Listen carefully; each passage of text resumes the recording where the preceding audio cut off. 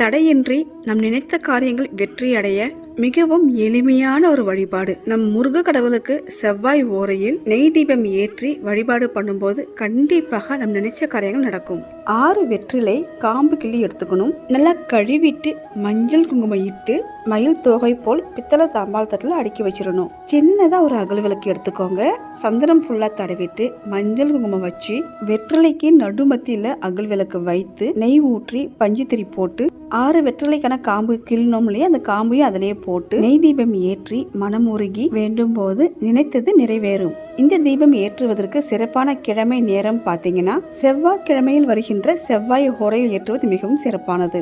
செவ்வாய் ஓரை காலை 6 to 7 மணி, மதியம் 1 to 2 மணி, மாலை 7 to 8 மணி.